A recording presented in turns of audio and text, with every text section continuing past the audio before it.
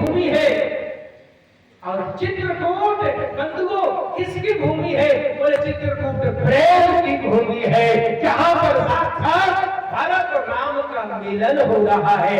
तुलसीदास जी कहते हैं जब लक्ष्मण जी के महाराज द्वारा श्री राम जी ने सुना तो सुनने के बाद श्री राम जी खड़े होते हैं। बाबा तुलसी लिखते हैं बोले उठे लखन सुने, उठे राम सुने प्रेम अधीरा, ओ कहूं पत कहो निखंग धन तेरा। एक भक्त से मिलने के लिए श्री राम जी ने आज 4 चीजों का परित्याग कर दिया। कहां पट है, कहां निखंग है, कहां कुरीण है, कहां धनुष है और कहां बाण है, सब कुछ डाल दिए।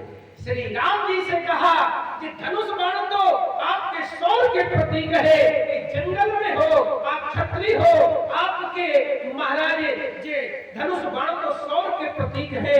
और पट से कहा ए पट, बोली राजा रामचंद्र महाराज की। पट से कहा किसी ने ये पट तुम श्री राम जी के बल से बढ़ाई, श्री राम जी के वक्षस्थल तो पड़े थे, शोभा बढ़ा रहे थे, हे पट तुम नीचे क्यों गिर गए हो?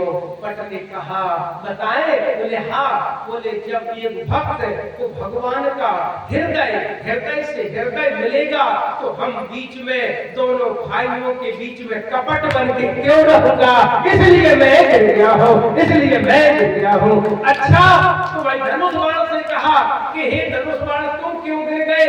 धनुष बाण ने कहा ये बताओ मेरी जरूरत कहाँ पड़ती है? बोले आपकी जरूरत तो राक्षसों को मारने के लिए, किसी राक्षस को मारने के लिए या युद्ध में पड़ती है। बस उसी समय धनुष बाण ने कहा कि भरत एक ऐसा योद्धा है, विचार कर लेना। धनुष बाण ने कहा कि भरत एक ऐसा योद्धा है कि जिसके आगे कि श्री राम जी ने भी अपने अस्त्रों को गिरा दिया है, इसलिए मैं गिर गया हूँ, इसलिए मैं गिर गया हूँ।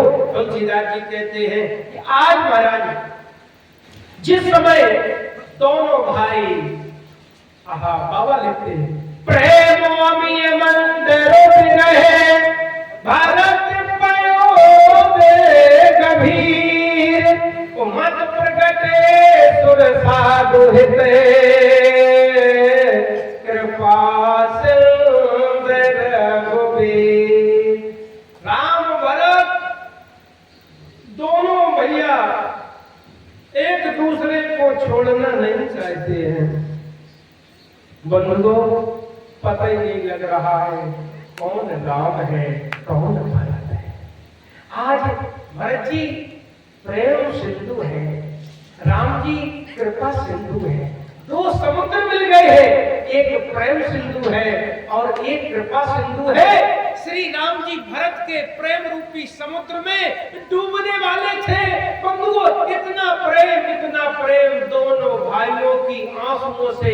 बंधुओं राम जी भरत जी के कंधे पर रखे हुए आज अपना मुख और भरत जी राम जी के कंधे पर रखे मुख, तो दोनों भाइयों की आज पीठी पे आंसुओं की बंधुओं धार लगी हुई थी दोनों भाइयों की। लेकिन केवट ने सोचा, जो केवट साथ में गया था, निषाद गया था, निषाद ने देखा कि श्री राम बहुत देर हो गई, भरत को बहुत देर हो गई, एक दूसरे से अलग नहीं हो रहे हैं, तो रो रहे हैं। क्या करे, गुरु जी आए, माताएं आई हैं, अयोध्यावासी आए, राम से कुछ तो कहे। लेकिन उसी समय केवट आया। केवट ने कहा प्रभु क्या कर रहे हो? गुरुदेव आए हैं, वशिष्ठ माताएं आई है। बस श्री राम जी ने देखा, श्री राम जी कहने लगे अरे देखा तू ये बीच में क्यों आ गया? तू बीच में क्यों आ गया? बोले क्यों? बोले इस समय में भरत के प्रेम रूपी सागर में डूबने ही वाला था। तो निषाद ने कहा प्रभु मैं नाव चलाता हूँ समुद्र में, नदी में, वो कोई डूबता है तो उसको बचाने का काम मेरा होता है, इसलिए मैंने नाव लगा दी है प्रभु। भैया आए हैं। अच्छा कहाँ है गुरुजी? बोले गुरुजी है। तुलसीदास जी कहते हैं गुरुजी को प्रणाम किया। प्रणाम करने के बाद बंधुओं गुरुजी ने श्री राम जी को दंडवत किया, माताओं को किया, सीता जी ने किया, सब लोगों को। उसके बाद गुरु जी ने समाचार दिया पिताजी स्वर्गवासी हो गए। राम जी ने वहां पर 10 गांव विधान का महाराज 10 गांव विधान का निर्वाह किया। निर्वाह करने के बाद उनको सारे विद्यावासी निवास कर रहे हैं और निवास करने के बाद प्रातः काल वहां पर एक पंचायत लगी। पंचायत में प्रस्ताव अनेक प्रकार से रखे गए और प्रस्ताव रखा गया। क्या प्रस्ताव रखा गया? उनको कथा तो बहुत बड़ी है लेकिन वो पूरी संभव नहीं है। लेकिन अब कितने दिन रह गए? 2 ही दिन रह गए, 2 दिन शेष रह गए हैं। तो 2 दिन में महाराज कल होगी परसों कथा और परसों राजगद्दी की कथा होगी। तो बंधुओं कथा तो कभी पूर्ण हो नहीं सकती है, जितना है भगवान की कथा है जैसी भी है। वो आप सब तो बंधु परम ज्ञानी है, विद्वान हमारे समस्त श्रोताबंद है। तो आओ वहां पर महाराज तुलसीदास जी कहते हैं पंचायत लगी। पंचायत में प्रस्ताव रखा गया। बोले क्या प्रस्ताव रखा गया? बोले प्रस्ताव रखा गया कि राम जी को कम से कम हम अयोध्या वापस ले चले। लोग कहते हैं कि ये बताओ खड़ाऊ कहां से आ गई?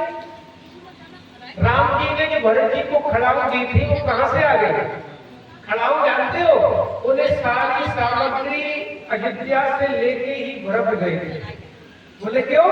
कि वहीं पर हम राम जी का राज्य से कर देंगे। तो खड़ाऊ ले गए थे सब वहां से। महाराज यहीं से सामग्री जो पूजन की विधि थी, राज्य की विधि में लगती है, सब लेके गए थे। अब वहां पर प्रस्ताव रखा गया। गुरु वशिष्ठ जी ने कहा महाराज कि राम जी, बोले हाँ हम तो कुछ कह नहीं सकते हैं। बोले क्यों? कि भरत की भक्ति के कारण हमें तो भूत लग गया है और जब भूत लगता है कुछ भी कह देता है, लेकिन हमारी बात तुम कोई भी सही मत मानना अगर हम कहें। बोले क्यों? तुलसीदास जी कह रहे भारत भगत बस भई मत मोरी, ये भारत की भक्ति के कारण मेरी मति भी बस में हो गई है। अब मैं अपने विचार से कुछ सोच नहीं पा रहा हूँ। तो जानते गुरु जी कैसे थे? बोले गुरु विवेक अरे सागर जग जाना, ओ जिन्हें विस कर बदर सवारा। बिदर इन्हें विस कर बदर सवारा। बदर कहते हैं बेर को कहते हैं। तो आपने देखो बेर को गद्दी पर रखो तो जानते हो 3 तरफ का दिखाई देता है, 3 तरफ का। बोले हाँ। तो इन्हें विश्व त्रिकाल में मुनि वशिष्ठ थे, ये तीनों कालों को जानने वाले थे, लेकिन इनको ब्रह्मांड में बदर की तरह दिखाई देता था।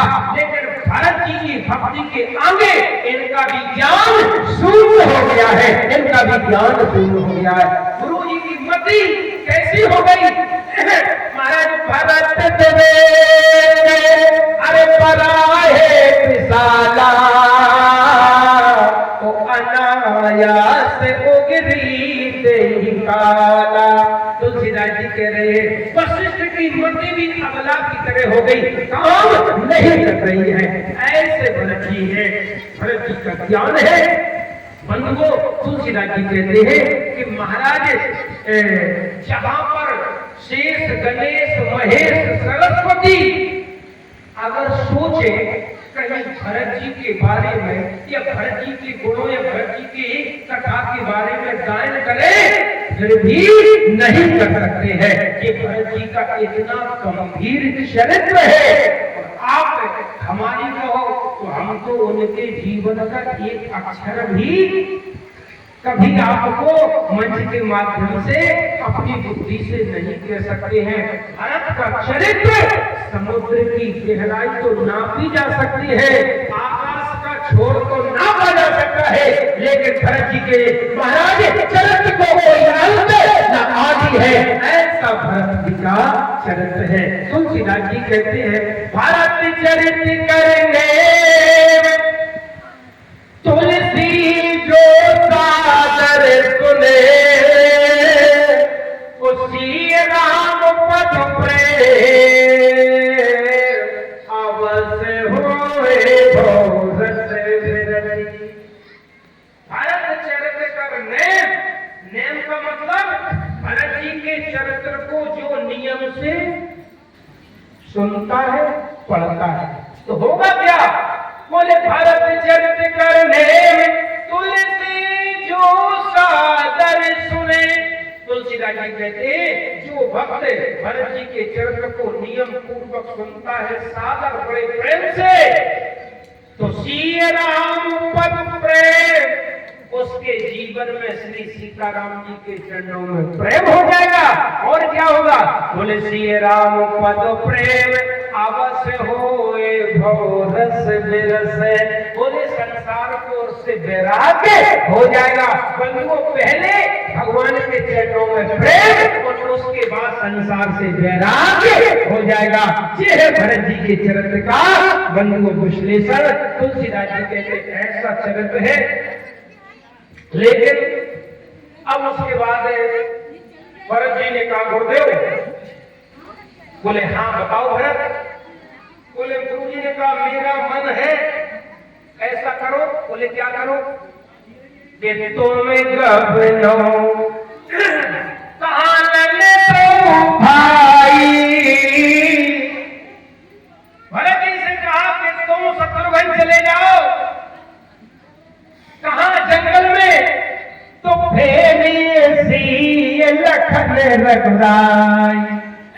श्री सीता जी लक्ष्मण अयोध्या चले जाएंगे।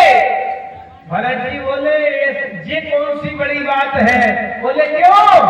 भरत जी क्या कहने लगे, अगर मेरे श्री सीताराम जी अयोध्या वापस चले जाएंगे तो कानन करो चरण में भर बासु। हम जिंदगी भर जंगल में रहेंगे लेकिन लौट के नहीं आएंगे। शर्त है कि श्री सीताराम जी जाकर अयोध्या लौट जाए और सोने के सिंहासन में राजा बन जाए। बस भरत जी की यही कामना। कानन करो जन्म भर बासो, यही तया देखे नमो रे सुपासो। और इससे ज्यादा क्या हो सकता है भरत जी के लिए? आप प्रस्ताव आया देखो भाई भरत जी नहीं जाएंगे तो फिर बोले अब ऐसा करो दोनों बड़े बड़े जाओ, छोटे छोटे घर से ले जाए। बड़े बड़े कौन है? बोले राम और महाराज भरत जी।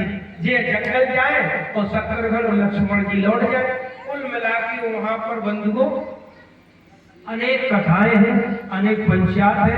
रात की बात है, रात की बात को सुनाने के बाद विश्राम करेंगे। सारे विद्यावासी भोजन आदि से निर्वट होकर अपने अपने शिविरों में बंद को शयन कर रहे थे।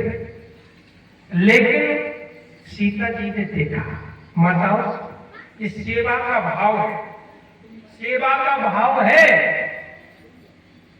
सीता जी के भी सास थी और यहाँ कई एक बहुएं बैठी है, सास बनी, कई एक बहू बैठी है, कई सास बैठी है। तो सीता जी ने सोचा कि हमारी सास ने मेरी बहुत सेवा की, हमारी सास ने हमारी सास ने बहुत सेवा की थी, अब क्या करना चाहिए? तो हमें भी सासों की सेवा करना चाहिए। तो सीता जी ने माया से 3 रूप बनाए। तुलसीदास जी कह रहे हैं सीता से प्रति से बनाई, सीता से प्रति बनाई, तू सादर करे सर से सेवकाई। सरस माने बराबर, जो सेवा कौशल्या की हो रही है वही सेवा सुमित्रा की हो रही है, और वही सेवा केकई की हो रही है। सीता जी ने, तीनों माताएं अपने अपने शिविर में थी, तीन माया से रूप बनाए। तो सीता सोच लेती, अरे इन्होंने तो बन दिया है, वनवास दिया है, इनकी सेवा हम नहीं करना है। लेकिन नहीं, सीता जी के अंदर ये भाव नहीं था कि ये हमारी सास नहीं है। सीता जी ने आज तीनों माताओं की सेवा की, कौशल्या की, केकई की, एक साथ की, और तीन माया का रूप बनाए। अब सेवा हो रही है, सेवा हो रही है। अब कौशल्या ने, केकई ने, सुमित्रा ने कहा, बेटी सीता तुमने बहुत सेवा की है, अब 11 बज गए रात के, अब तुम अपने कक्ष में जाओ, कल फिर सेवा करना। सीता जी ने कहा, मैया बहुत दिन हो गए आपकी सेवा से। जिस समय सेवा का अवसर दिया था तो ब्रह्मा ने सेवा का अवसर छीन लिया था, लेकिन मैया आज सेवा का अवसर मिला है, मुझे सेवा करने दो।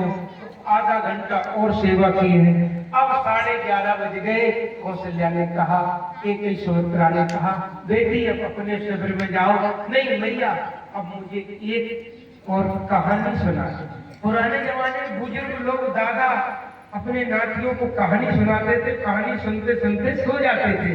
अब कहानी का सिस्टम खत्म, तो फिर बोले मोबाइल ले और चैट करो।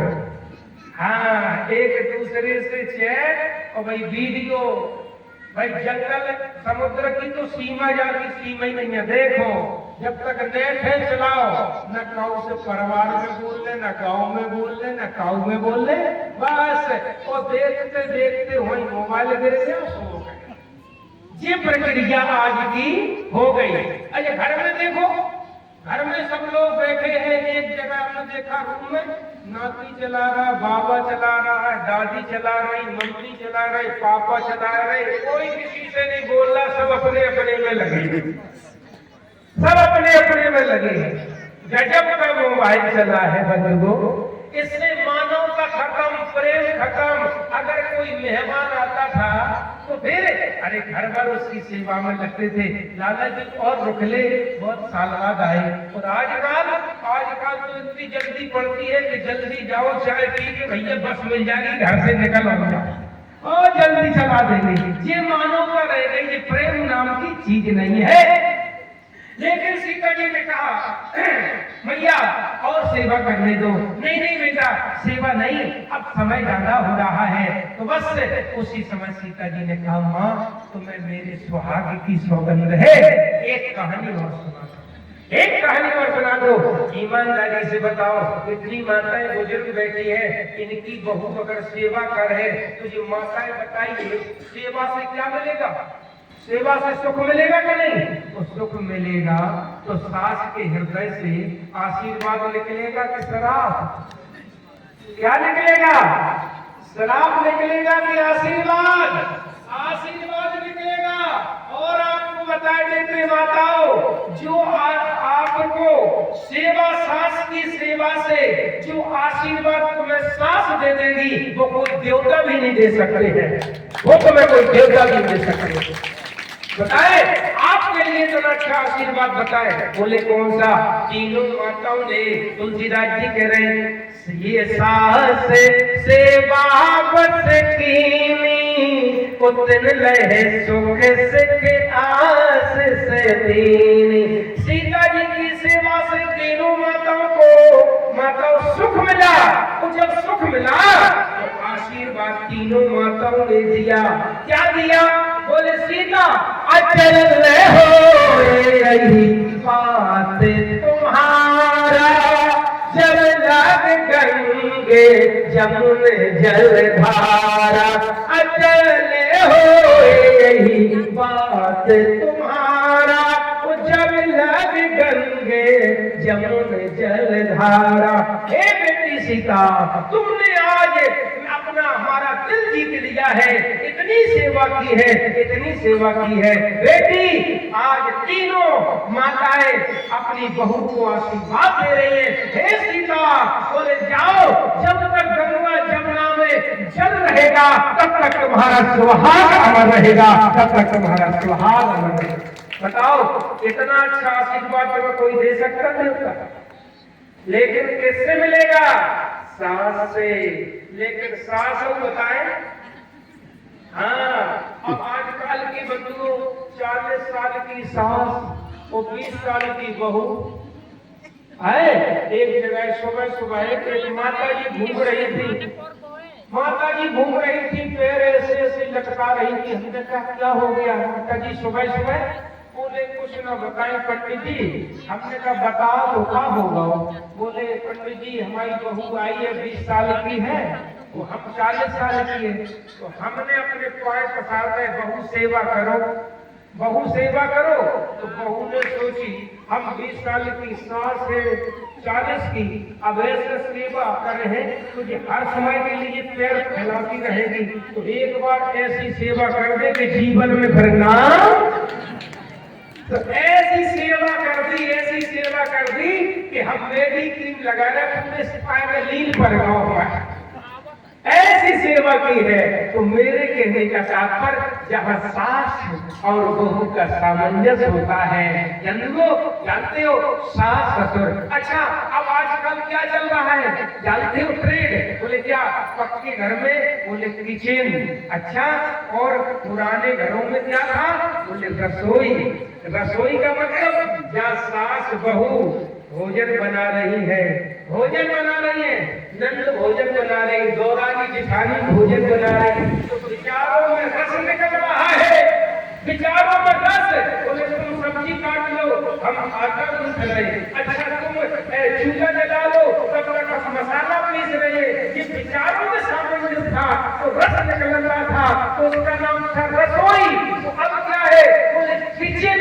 किचन का मतलब सास बहू में किचकिच, पति पत्नी में किचकिच, नंद भौजाई में किचकिच। जहाँ किचकिच हो वही तो किचन है बंधुओं। इसलिए मेरे कहने का तात्पर्य तुलसीदास जी कहते हैं आज तो वही भरत जी बोले तो गुरुदेव अब हम चलना चाहते हैं तो मुझे अवलंब मिल जाए। अवलंब बोले जो मैं 14 वर्ष तक कम से कम उस अवलंब के कारण जिंदा रह सकूं। तुलसीदास जी कहते हैं आज प्रभु कर कृपा पावरी दीनी सादर भरत शीस धर ली, प्रभु कर कृपा पावरी दीनी। आज भरत जी है बस अवलंब है, अवलंब दे दिया, आधार दे दिया है। बोले जाओ भरत बस इनको ही देखकर ये समझना एक खड़ा हुआ राम का दर्शन, एक में सीता का। तो भरत जी ने कहा प्रभु आप तो कह रहे हो ऐसा करो कि खड़ा को ही जंगल भेज दो। जब राम सीता के रूप में है तो 14 वर्ष को इनको ही भेज दो, आप अयोध्या चलो। राम जी ने कहा भरत जो दृष्टि तुम्हारे अंदर है वो हर किसी के अंदर नहीं है। इसलिए तुलसीदास जी कहते भरत जी आए अयोध्या में, क्या कर रहे? नित्य पूजक प्रभु पाउरी प्रीत समात भरत मांग आयुष करते राज काज बहुभाग। बस सिंहासन पे आज बंधुओं भरत जी ने पादुकाओं को पधरा दिया है। और जानते हो अयोध्या आपके पास ही में है, नंदीग्राम के दूर है, अयोध्या से 30 किलोमीटर है, 30 किलोमीटर भरत जी रह रहे हैं। क्या कर रहे हैं? बोले नहीं स्वामी और सेवक में अंतर है, तो 7 फीट का जमीन में गड्ढा खोद के उस बिछा के वहां पर तपस्या कर रहे हैं। तो क्या खा रहे हैं बंधुओं? काजू किशमिश अखरोट बादाम, हरा चावल चावल का चावल भात नहीं है। बताते हैं कि गाय को जौ खिलाते हैं तो गोबर के माध्यम से गाय जब जौ को करती है उसको साफ करके भरत जी खाते। ये भरत जी का भोजन है। तो तुलसीदास जी कहते हैं दूध से समोजे कहत सब लोग सभी भरत सराहन जो साहस सब लोगों। तो मेरे कहने का तात्पर्य अब 2 दिन की शेष कथा रह गई है। जब भाई बिटिया बोलती है तो माताओं से निवेदन है आप लोगों से है कम से कम 1 बजे हर हालत में 1:30 बजे आ जाओ। तो बेटी का भी देखो, बेटी बेटी होती है, आप समझो ये बेटी आपकी भी बेटी है, लेकिन बेटियां सुख भी देती है, लेकिन जब जाती है तो रुला भी देती है। एक दिन तो कहीं तो जाना ही पड़ेगा, क्यों बेटी पराया धन होता है। तो मेरा कहने का तात्पर्य अब 2